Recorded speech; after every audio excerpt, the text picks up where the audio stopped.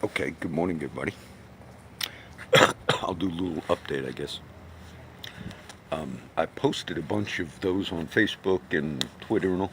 I posted a bunch of just news articles. Now, we'll, and I want to keep talking about the fake news. And the reason I want to talk about it is we have a debate in the country.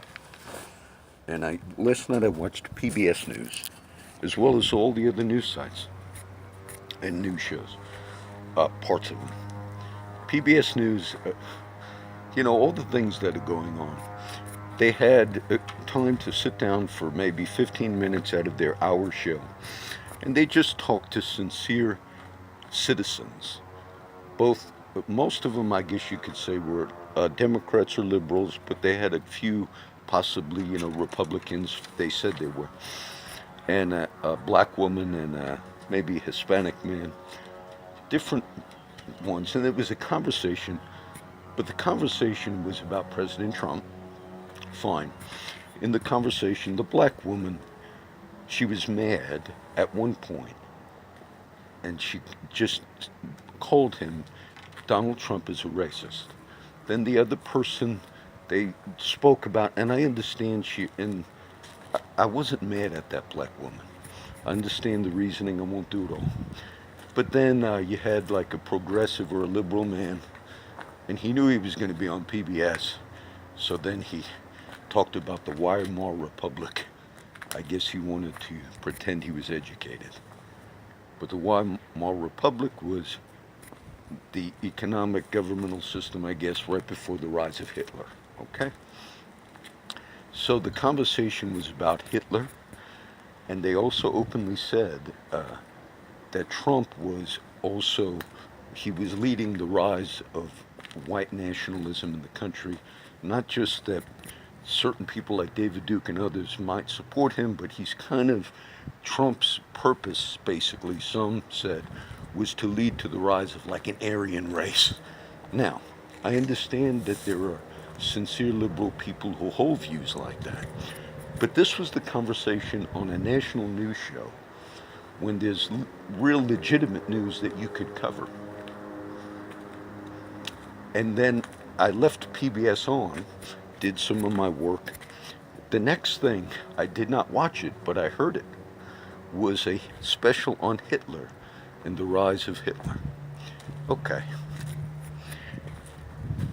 There were sincere people that believed very negative things about President Obama, but I never remembered so much airtime to people who openly would, I don't even remember any, where you would have people openly that believed Mr. Obama, some believed he was a racist in the sense against white people and all, but I never heard platforms like that. Now, the reason I posted a bunch of those video things, those are not The Hill, look, the Washington Post, I added a link, but Politico, thehill.com. Why did I put all those up there? That story that you heard me speak about, what the Caller Times and the mainstream media will do is they will not cover any of wrongdoing in the beginning of the whole Trump investigation and all that's going on. There was a real sense in the media and many that we have to take this man out, okay? Meaning we have to. There was a congressman that also came out like 5 months ago on some, it was like a radio show, but they said, oh, there were people that wanted to assassinate the president. Now, of course, that got big news. I mean, this wasn't, and it was a comment came out, and as I watched, I see what's going on in the world today, but then I also, in this investigation, people that were people that are in positions of power, if you work behind the scenes to accomplish whatever goal you feel is the proper goal, if somebody felt like in the FBI, this Strux and the woman he was sleeping with, Carter Page, these people should not even be working because Now you have, I thought it was 5,000 texts. Mr. Trump tweeted last night, where are the 50,000 missing texts? Now I looked at that. These are texts that the FBI agents were sending to each other, which possibly showed a lot of bad stuff. Just like the missing texts and all from Mrs. Clinton about the Benghazi. The Benghazi thing always upset me because I remember as a news watcher, people were speaking to the survivors of the people who were killed in Benghazi, Libya, at our embassy, Ambassador Stevens and others. And then the media tried to play it, and I'll never forget this. It was like the Hillary people and all said things like, we tried to warn Ambassador Stevens that his life was in danger because he was at our embassy, the newly formed embassy in Benghazi after our removal of Gaddafi. The former capital of Libya was Tripoli, and then after the United States went in and supported the murder of Gaddafi, the new embassy became the new capital was like in Benghazi, and Libya is still a debacle today.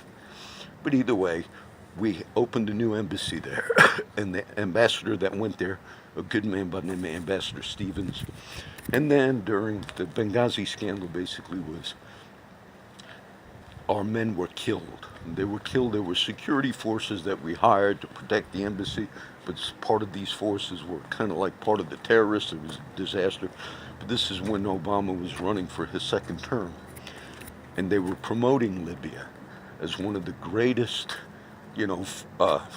foreign affairs procedures that the U.S. has ever done. This is how it was promoted.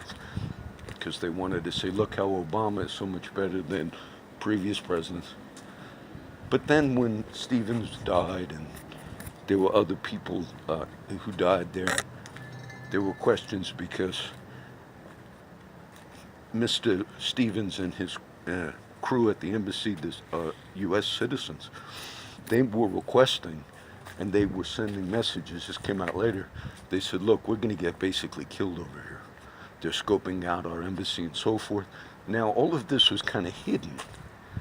And then also the media and the Clintons and all, they also spoke to the families, and they gave a narrative that said, we tried to get him out, but he wanted to give his life for the people. And that was a lie. But they said that to the families. They kind of gave that narrative to the families, and it was disgraceful that they did that. Because the true story was they did not provide the extra security to Mr. Stevens that they requested.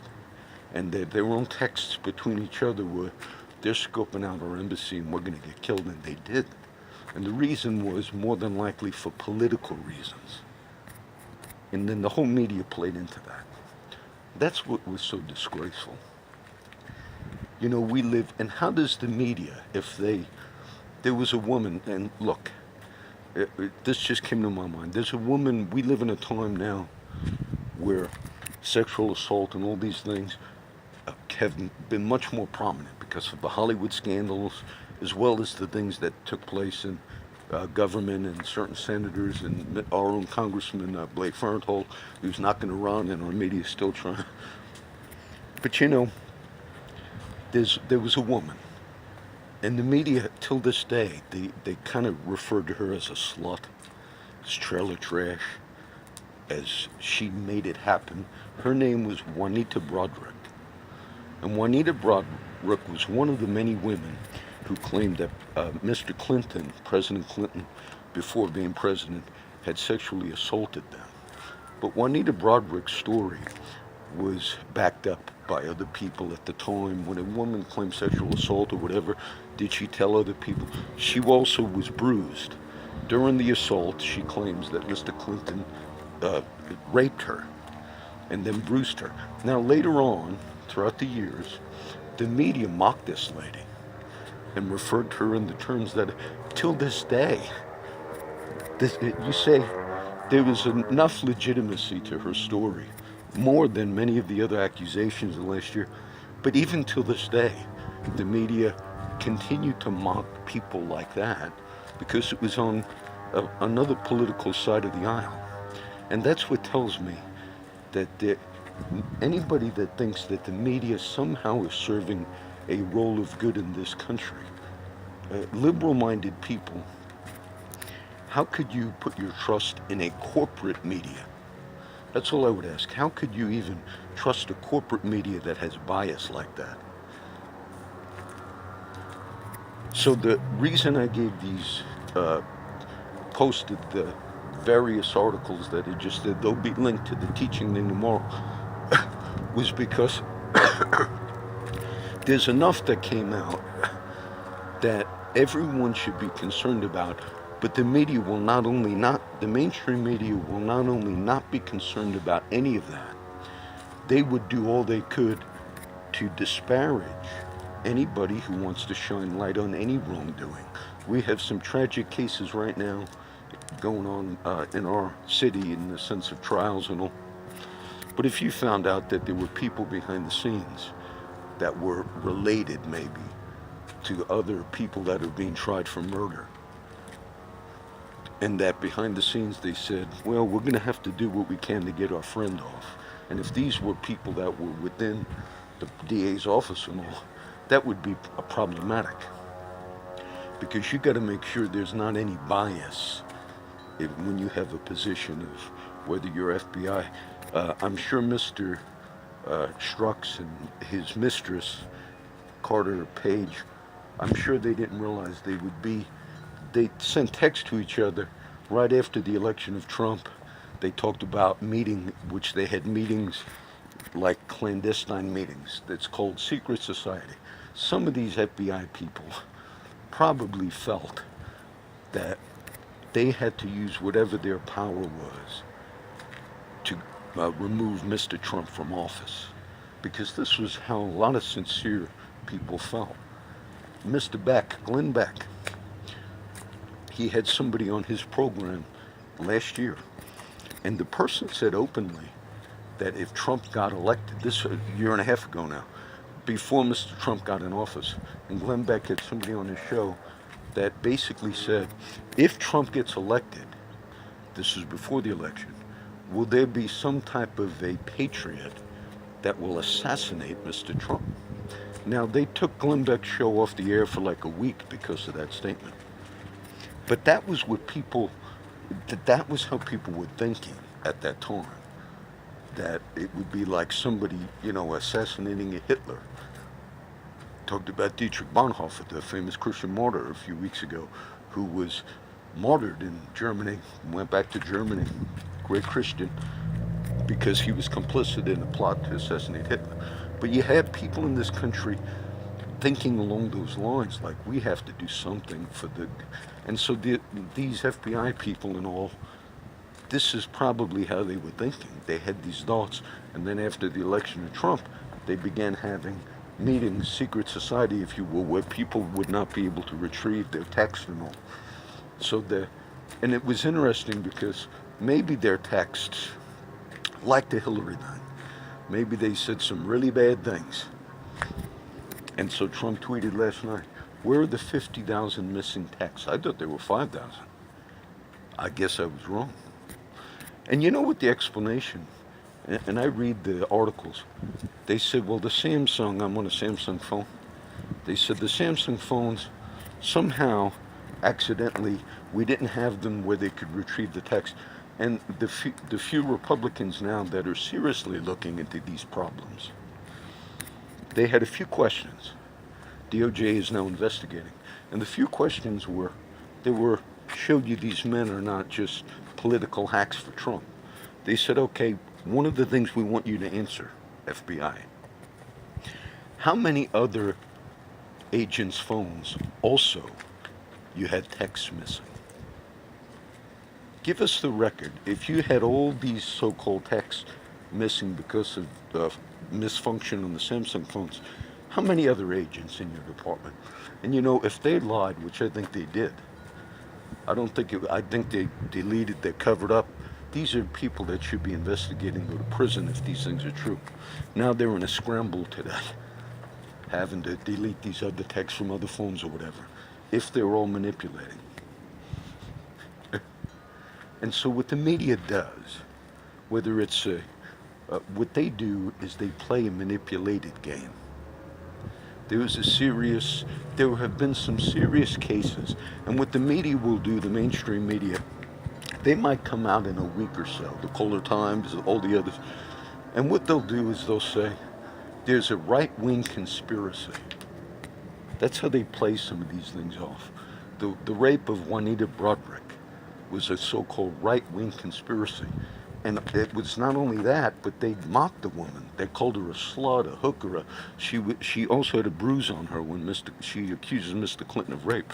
And the media felt like we have to also degrade that woman.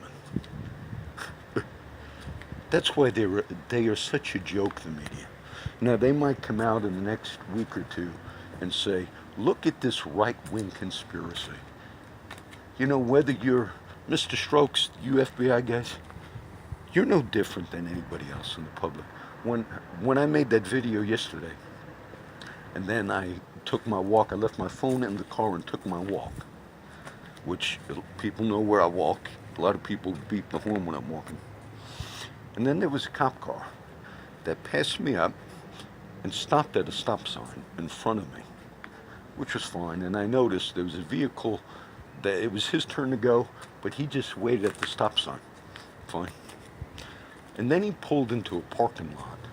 It's right over here. Right exactly where I walked past. But it was still about a half a mile down. And just parked right up by the sidewalk. Maybe thinking, let's see if this guy's going to turn around. Of course, I didn't have my phone. And I just kept walking. I was doing my walk. And I just walked past that cop vehicle, but it was sitting parked right there. Now, whether they do that to intimidate or whether it was an innocent thing, I honestly don't know. But when I look at whether you are FBI, you are Mr. Mueller, you are Rod Rosenstein, who now says, I'm going to retire next year, or Andy McCarthy, you are not above the law. And that's the arrogance of it. You are not above the law.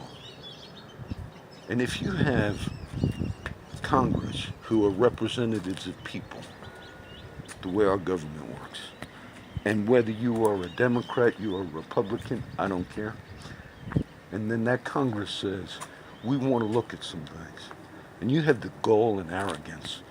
We lost 50,000 techs. All of a sudden, what I see, and then I listen to the pundits. Anybody that used to criticize the FBI, I heard people on PBS, by the way, that came out and said, if you criticize, these are men and women who have given their lives and so forth, and all, or if you criticize corruption in the courts, how dare you, it's going to be the destruction of the foundations of this nation. And I find it interesting because many people could see presidents could be corrupt, but these same people think media can never be corrupt. The free media is the basis of the country. The original free media was like this. What was the penny papers? You read some of the founding fathers in the writings. Man, that media, they were pretty rough. But it was a real free media.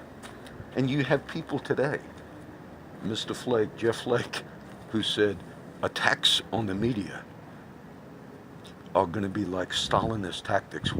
There's going to be, because somehow you think a private corporation, see, that's what it is now when you speak of media. Somehow a private corporation is the only thing that's going to save the freedom and democracy of all humanity. Private News Corp, which they even say on there. Truth is important. Truth is important.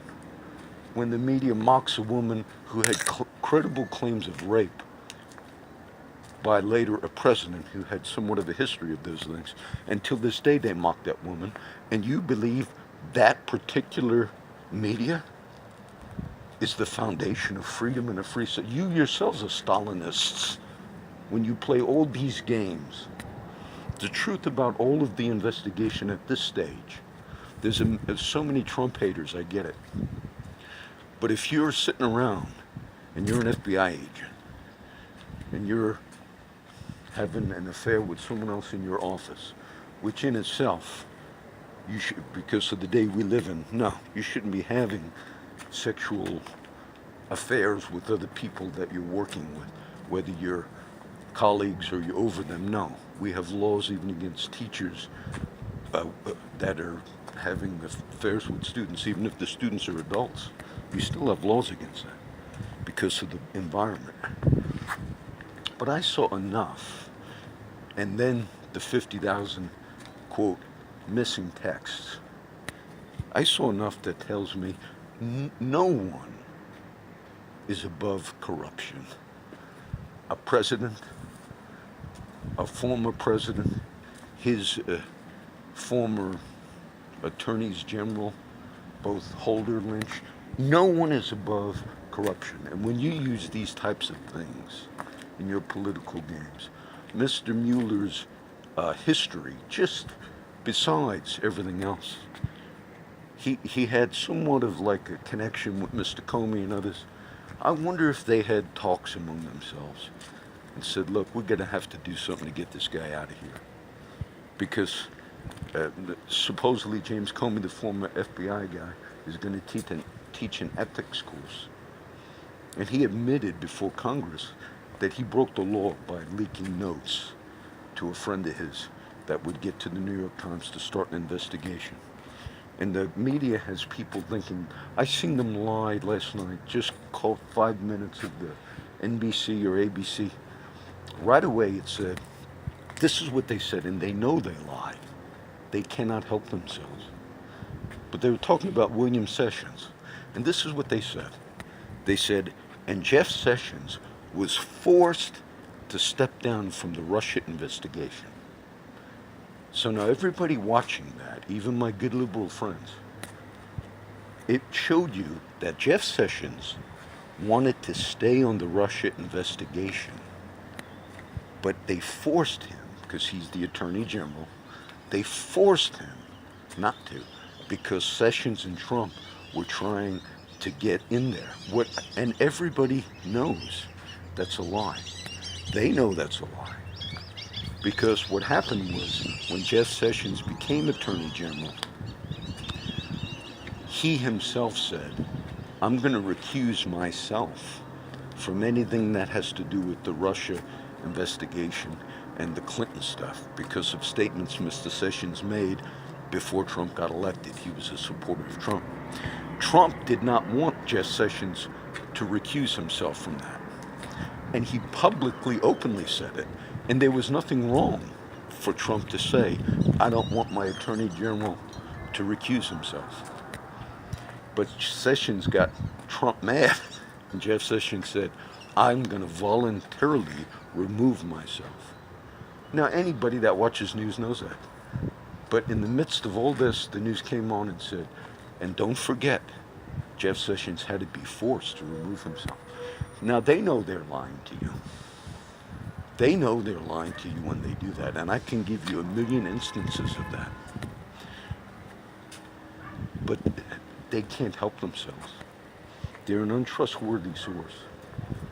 Even if you had text messages between these FBI people, and these are holdovers with Mr. Obama and others, and there was enough criminal activity with the Justice Department and going after civilians, reporters, and so forth, that would have been a scandal of scandals, and this is all known and documented.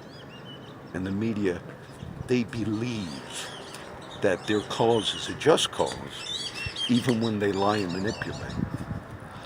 So the reason I put those news things out was just for you to see that that's a concerning thing. And if I was, whether in a locality or police department anywhere, and if you felt that there were particular officers or FBI investigators or whatever, and you said, wait a minute, we found out that they had all types of discussions about either how to get maybe somebody's on trial for a horrendous murder, which we have one going on right now in our county, sadly. And then you found out behind the scenes, they said, man, we're going to do what we can to get this guy off because I'm a relative or a friend, or that That's unjust. And I don't see the Comey people, the Strokes people, the Carter Pages.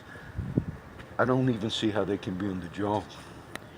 Because the crime would be, if you used any of your authority, power, FISA warrants, to go after private citizens, and then you had all this type of bias that caused you to cross lines, and then whether it's Trey Gowdy or the other one, if they're beginning to say, wait a minute, we have questions, you answer us, and then you have the goal to delete 50,000 texts, and it looks like just from those phones, because the wise Congress people said, we want to know immediately how many other phones lost all their texts. And if they're lying, what they're doing today is deleting. We got to delete every text from every other phone. Now they busted it. What a sham, scam, and joke. How much do we pay these people? How much do we pay these people? So don't forget, folks. The beautiful media today.